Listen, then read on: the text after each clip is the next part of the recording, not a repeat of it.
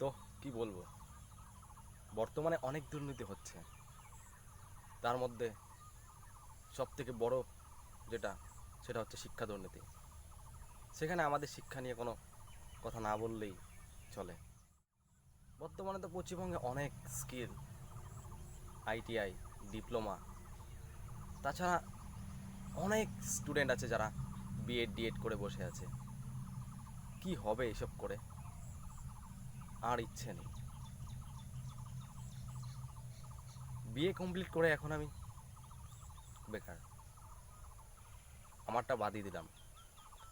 যারা সঠিকভাবে পরীক্ষা দিয়ে সঠিকভাবে পাশ করে মেরিট লিস্টে নাম এসেছিল, তারা বিগত কয়েক বছর চাকরি করলো, হঠাৎ করে তাদের চাকরি বাতিল।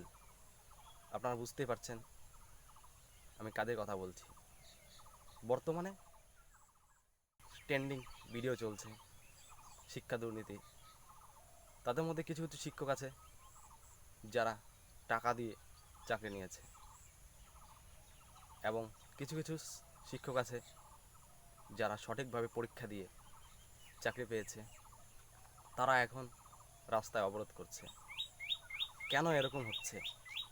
আমাদের এই পশ্চিমবঙ্গে শুধু দেখতে পাচ্ছি এরকম পরিস্থিতি। শিক্ষকরা এখন রাস্তায়।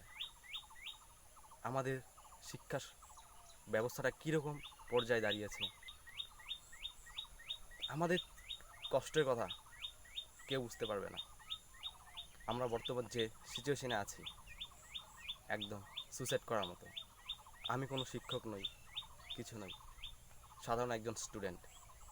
বিএ পাশ করে বেকার বসে আছি, বাবার টাকায় খাচ্ছি, বাড়িতে গালি শুনছি, কিছুই করতে পারছি না। গালি খাবোই, কেন খাবো না? এতটুকু পড়াশোনা করে কী লাভ তাদের? ছেলে যদি এখন বেকার ঘরে বসে থাকে, কিছু বলার নেই। একটাই বলার কথা, যারা চাকরি পেয়েছিল তাদের মধ্যে অনেকেই আছে যারা দুর্নীতি করেছে, টাকা দিয়েছে। এমনকি কিছু কিছু এমনও আছে যারা সঠিকভাবে সঠিক পরীক্ষা দিয়ে চাকরি পেয়েছে। তাদের কি দোষ?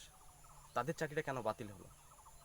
এসব নিয়ে আমার কোনো মাথা ব্যথা নেই। এগুলো বললেও আমার ভুল, বলতে হবে।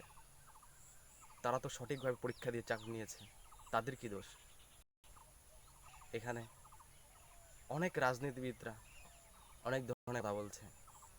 কেউ বলছে বিজেপির দোষ, কেউ বলছে টিএমসির দোষ। কাদের দোষ?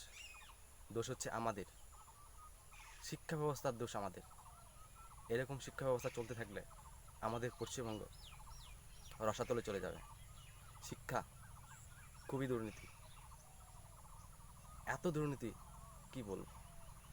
ছেলেদের অনেক অনেক মার্কেটে চলছে কোর্স, কেউ 1.5 লাখ